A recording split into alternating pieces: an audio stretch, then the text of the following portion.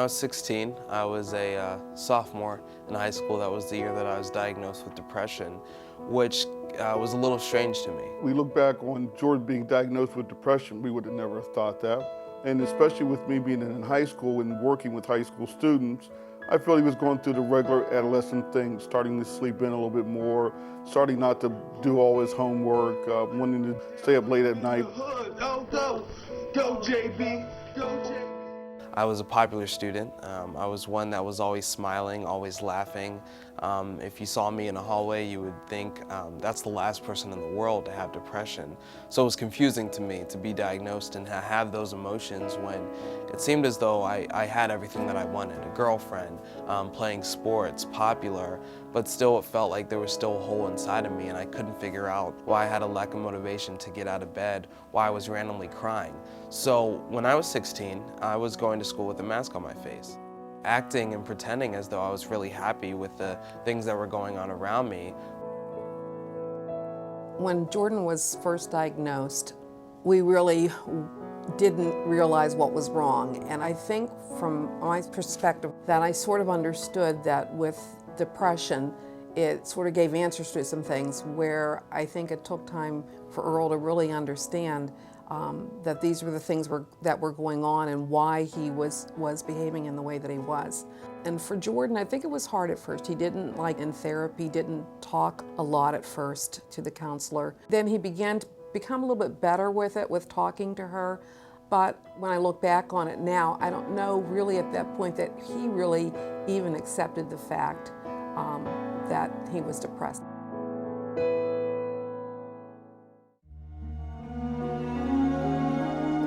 So the way I handled it was that I saw the therapist twice a week. I wasn't very talkative. I was probably 80% honest.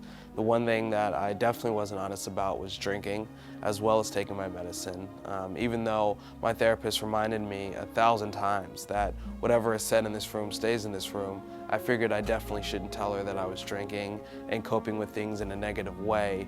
And when it came to my medicine, I made a mistake that a lot of young adults and teenagers make, is that they take the medicine for a couple weeks, even maybe a month, and they start to feel great.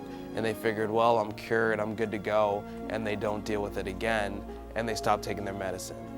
With my suicide attempt, there were so many things that were built up and were the foundation of these thoughts of not wanting to be here, to not wanting to be on this earth, wanting to try and take my own life.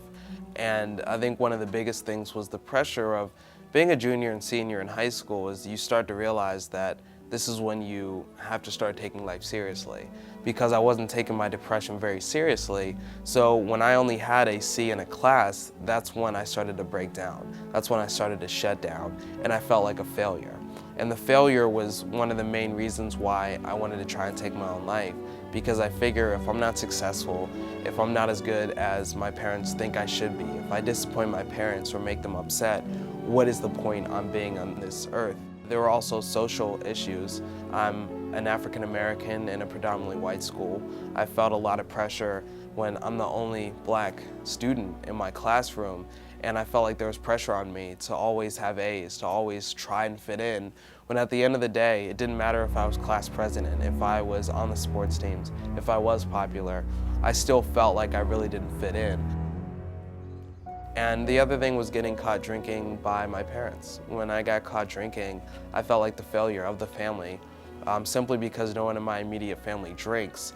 And so because of that, I felt like the black sheep. I felt like the scapegoat.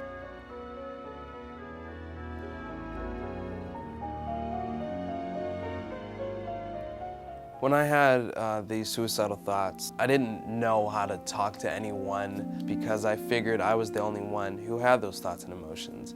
And if I told someone, I just figured that the automatic reaction would be I have to go to a psych ward. Now, I did go to a mental hospital during my junior year after I had a breakdown, and I put pills on my desk and I threatened to take them. The funny thing is that when I was in that mental hospital, there were things that I told complete strangers because I knew that they understood where I was coming from. And I couldn't say that to my therapist. I couldn't say that to my parents. I couldn't say that to friends, because they didn't truly understand the real Jordan that hated himself, wondered every day whether I should be here or not. The day of my suicide attempts, I woke up just like any other day. And even though at that point I did have depressed feelings, I had depressed thoughts, there were days that I could wake up and forget about them. And that was definitely one of those mornings. And that's when my dad walked in with a duffel bag full of alcohol that I had in the trunk of my car. Now when he dropped that bag, my heart dropped with it, saying to myself, I disappointed my parents yet again, as their son. Someone that should be making them happy, making them proud.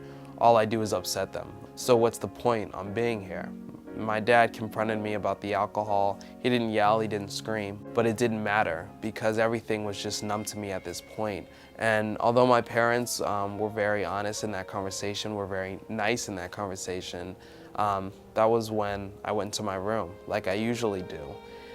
Whenever I'm upset or had a conversation with my parents. This time was a little different though. When she knocked the first time, I said, "No, Mom." And then she knocked again, but by that time, I was actually out of my 9-story window. It was impulsive. I didn't plan it that day. I didn't know that it would happen.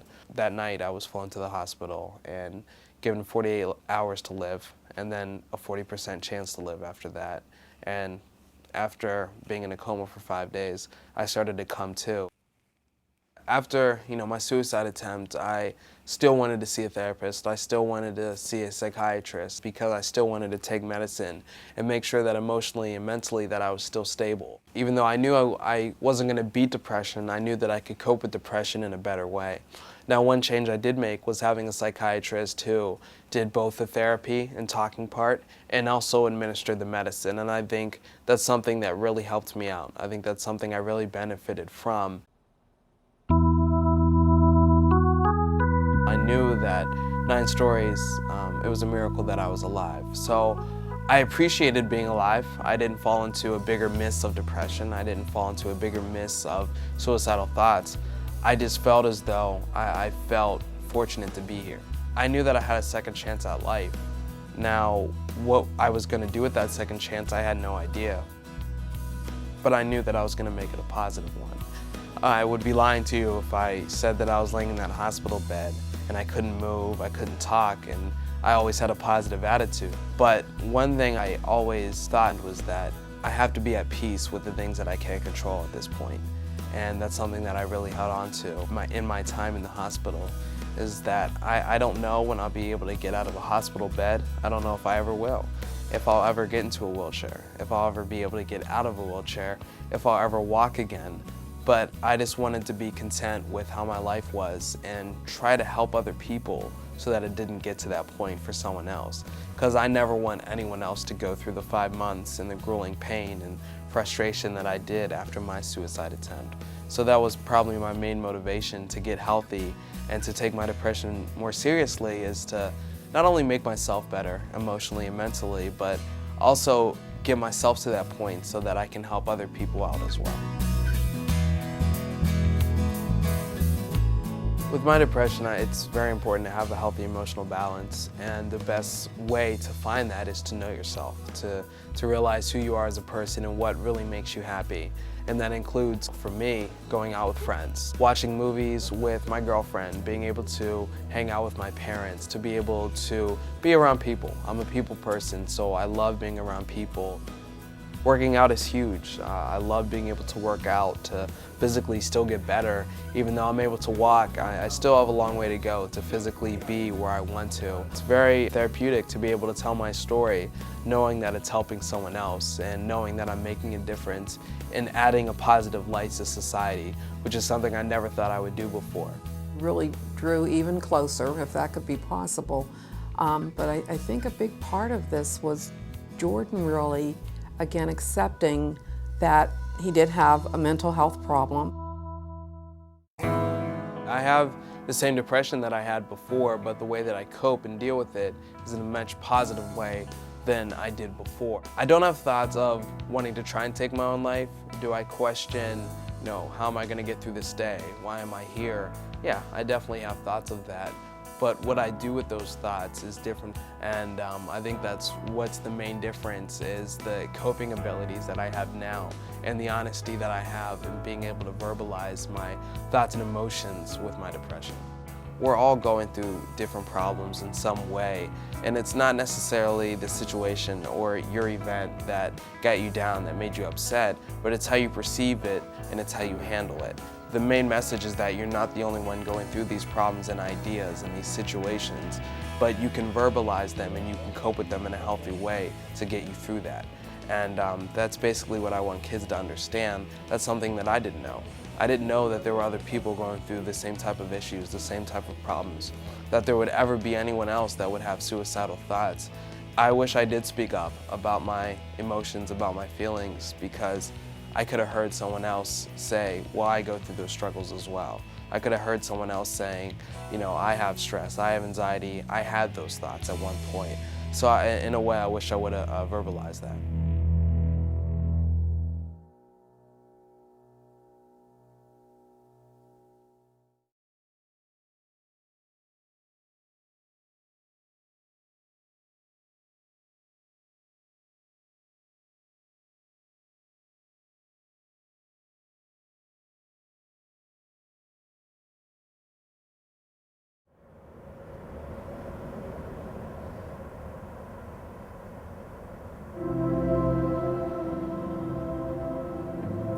There's a lot of things that happen in your life that you can't choose. There's losses, there's abuse, there's traumas, there's all sorts of things that happen in your life that you have no choice over. But the one thing that can never be taken away from you is your ability to choose how to respond.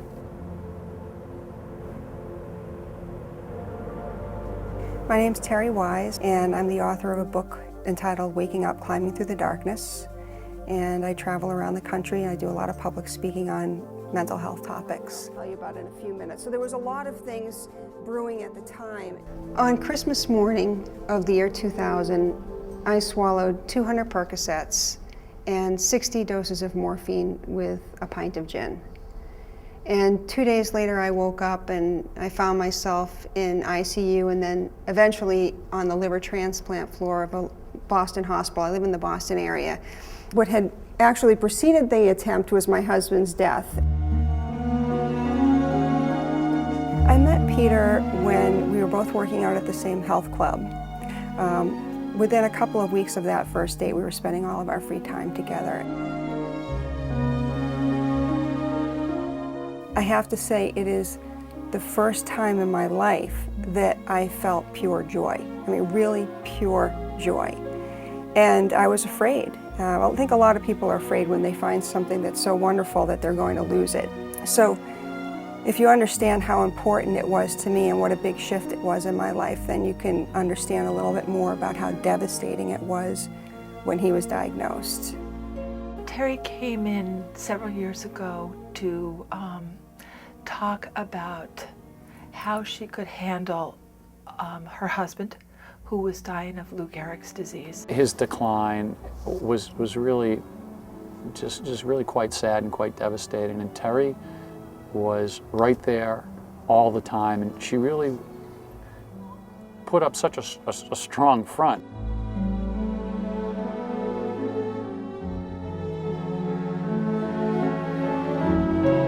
In the first year following his death, I was in a very self-destructive mode, and I was drinking more alcohol, I was taking painkillers, I wasn't focusing on eating well, I wasn't focusing on sleeping well, and I was suicidal.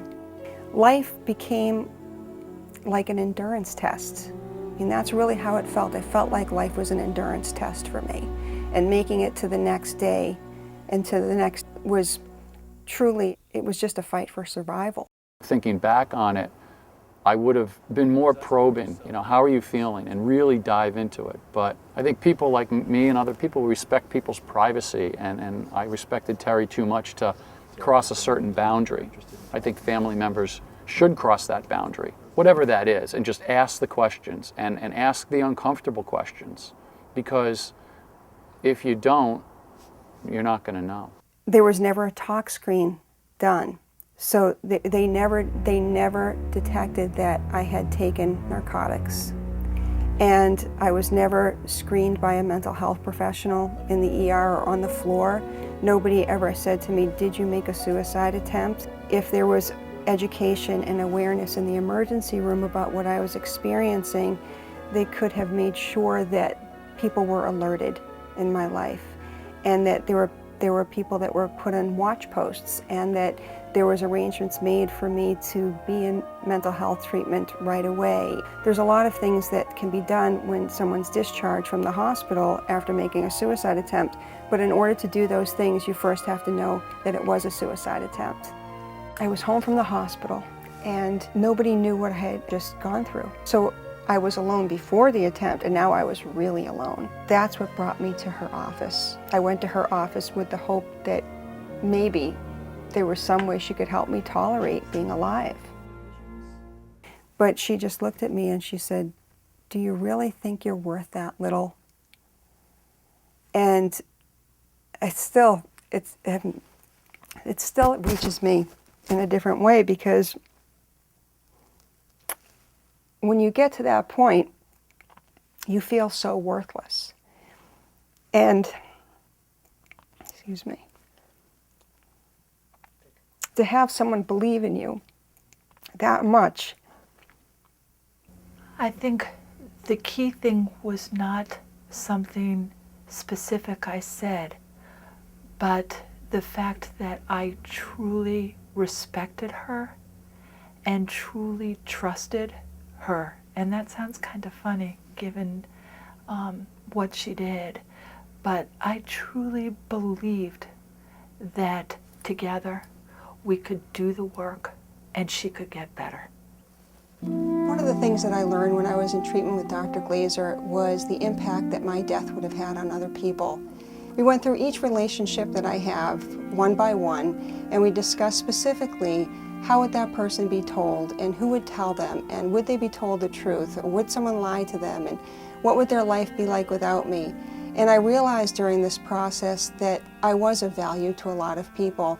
To me, good therapy is like emotional archaeology. You pick something up and you dust it off, and you take a closer look at it, then you dig deeper and you find something else and you dust it off. It's a process, and it unfolds over time. Initially, our work together was to keep me alive and to make some significant immediate changes so that I could remain alive. And one of those changes was to stop drinking alcohol and taking painkillers, and to make a commitment to therapy.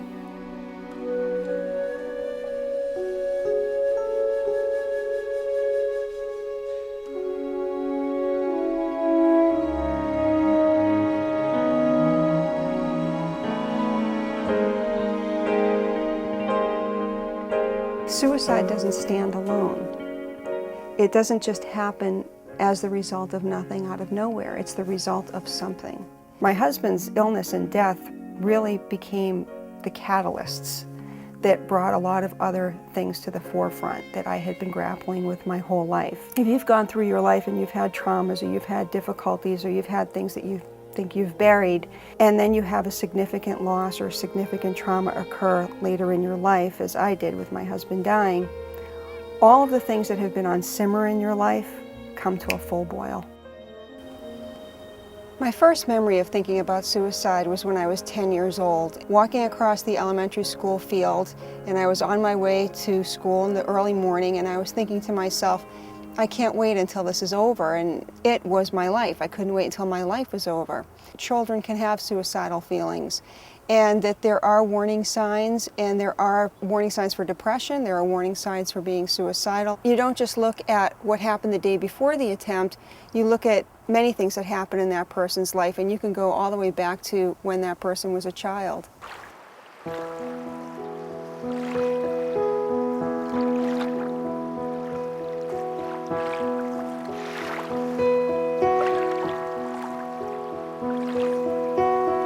Suicide for me had become almost like a coping mechanism. And I learned in therapy that death wasn't the only way to end my pain. There were other ways to end my pain besides death.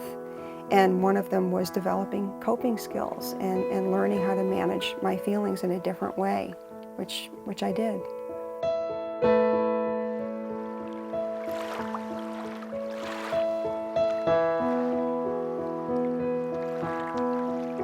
And that was really the first step, is to go from feeling that life is an endurance test to being able to tolerate being alive. And then you hope that the unendurable becomes bearable. Then you hope the bearable becomes manageable. Then you hope the manageable becomes pleasurable. And so it's a process, but it evolved over time. The most crucial component to my therapy was compassion. That was number one. That was the most important to me. Feeling genuinely cared about made all the difference in the world to me. We had to be able to bridge the gap between sessions. And I told her, why don't you write? Sometimes that can be very helpful. And it worked with her.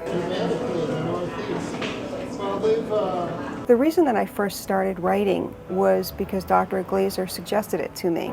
And that weekend, I took my laptop and I went down to the bookstore. I didn't know what I was going to write about, but I opened up my laptop and I started thinking about, what I'd experienced, and I started to write. And I found within minutes, hours, that my fingers couldn't move fast enough for my thoughts.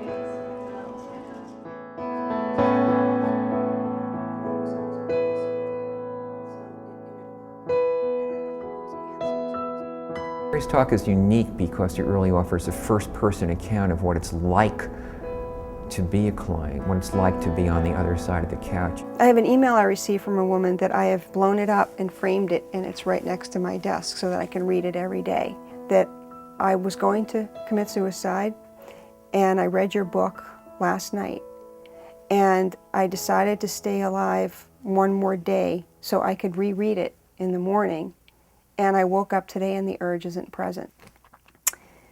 That was it. I mean, that was like the quintessential moment for me. It was something that held her over. It was a lifeline that got thrown out to her that held her over for another day. So if I could save someone's life for another day, it's well worth it.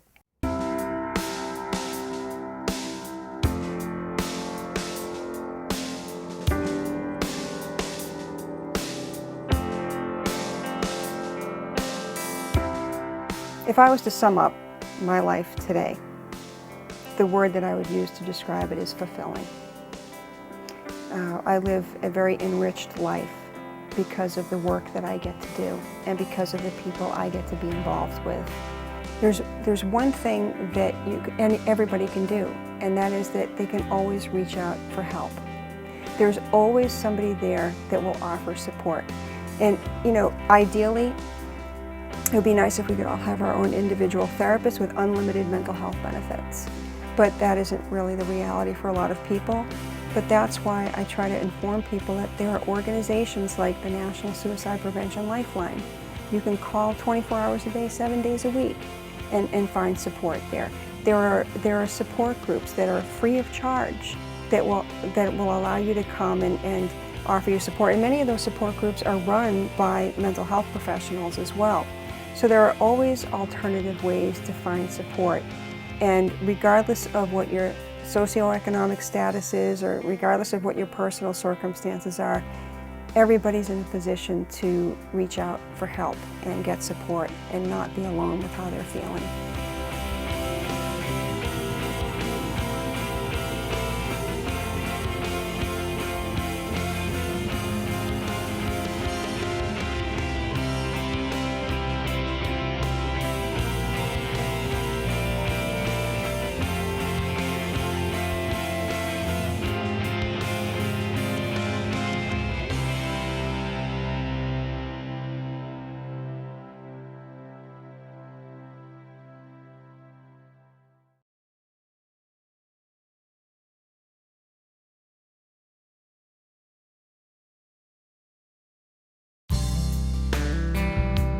My name is David Lilly. I work as a certified recovery specialist and a certified peer specialist at Columbia Montour Snyder in Union County Mental Health and Drug and Alcohol Agency. There's hardly a day goes by that I go home with the attitude that I didn't make at least a little bit of difference in somebody's life. Sometimes on the end of a very, very hectic day, just go home and pick up my guitar, and I don't know many chords, but if I strum a few chords slowly, it has a soothing effect. I love to brag about my family, and especially my little granddaughter and my daughter. My son, in addition to my sister, whom I annoy, but I love her dearly because I'm always busting on her. My brother David is a very sweet, gentle, and loving man, and as long as I can remember, he's always cared about other people. David is probably the nicest person you'll ever want to meet. He comes around like once a week, usually on Sundays after church sometimes, and sometimes he'll bring like chili or something to eat. We'll watch football because it's Sunday. When I'm off work and he comes over, we spend some time together. We have a pretty good relationship. I was a mess before I was diagnosed. At that point in time, I wasn't really seeking help. There were a lot of people telling me that I needed to get help, and I was taken to the hospital. I was acting strangely. They had found him downtown wandering around, and he didn't know who he was, where he was. He had no ID. The most devastating thing was to walk in there and him not know who I was. I was his sister, and that was very, very hard. And when that was first diagnosed, I was very scared about what was going on. My thoughts were so scattered and so psychotic at that point. I was very afraid because I didn't know where I was. I did not know what was going to happen to me. I was sick, and I never had anything like that before. I first began thinking about taking my own life when I was working in a hospital in the Harrisburg area. I was away from my family for prolonged periods of time, and the pressure of them not being with me became overbearing. I felt myself getting sick again, so I felt I was dragging them down and was going to put them through yet another hospitalization. More shame, more embarrassment, more stigma. I could feel myself become a manic again. And having had so many hospitalizations, I said, well, what do I want to do with this?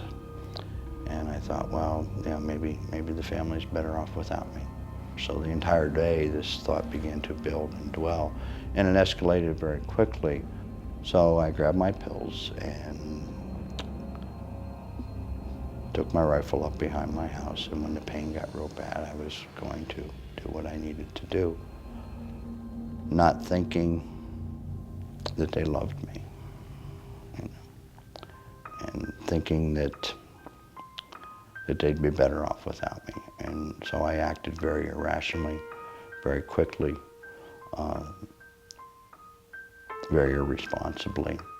My aunt picked us up from school. There was paramedics and everything at my house, so my mom and my dad and everybody in my family didn't want us to see that. He took me to the local hospital, put me in the intensive care unit. The next day, very early in the morning, I think it was around 3 or 4 a.m., they life flighted me for emergency dialysis. I stood on my deck, and I saw the helicopter. It flew right over my house with him in it. And at that moment, I didn't know whether he was going to live or die. That was a very pivotal day in my life when I nearly died.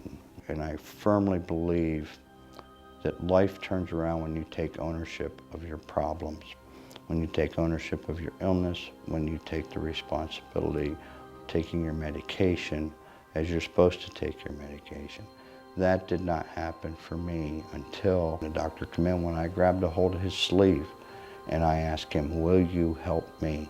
When I took ownership of that, and those were my words instead of somebody saying, you need to get help. When I knew I needed help and when I asked for the help, I really believe that's when my life started to turn around.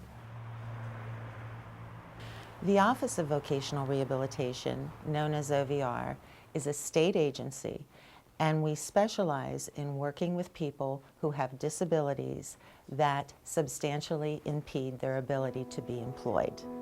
One of the things that struck me about David was his commitment and the fact that when he came to me, he had done quite a bit of research on what venue or arena in the human services field he wanted to pursue. He had also done a lot of research and spoken with personnel at our local college because he knew he was going to need some training in order to enter the field in which he is in. In my previous occupations, I would always go home tired and worn out at the end of the day and all stressed out. Meaningful work is extremely important to a person with a disability. It helps them be more included in life. He just seemed like a different person when he went back to school. He had a goal, he had a purpose, and he had a direction which he hadn't had before. Well, that opened up a lot of doors for me and got me believing, really believing that people with a mental illness can and do recover. You know, and that helped me find hope right from the get-go, because Sandy had the confidence in me that I could go to college and succeed, and that reason being I was on different medication. I was on medication that worked. I was in therapy that worked. The primary purpose of a peer specialist is to instill hope. Hope that people can recover, hope that people do recover, and by modeling that. And by having a job like this where you go home at night knowing you made maybe just a little bit of difference in somebody's life, and it may be giving them just a little bit of hope, you rest very well at night. David actually saved someone's life because they were in a chat room, and this young man said he was just, that's what was it, he said, I'm not coming back anymore because I'm going to commit suicide, I'm going to kill myself. And David kept him on the line in the chat room long enough to get information from him to find out who he was and where he was, and then he called 911. They were able to locate him and to get him the help he needed. I'm glad to see that my dad is much better and he's much happier and in a much better place right now. And it makes me happy to know that he's doing much better. When I was growing up, all I remember my dad seeing him sleep on the couch, and now I actually see him awake. Giving up is not an option when you have an illness, especially with suicide. A person can get into such a deep hole, they can't find their way out. And all they need to do is reach a hand out and someone will be there, someone. If it's not a family member, it could be a doctor, a priest, but they need to do that because they're so down in a hole, they don't realize what their death would do to a family member that is left behind. Had I lost my brother, it would have been devastating because we had both lost our brother a couple of years before that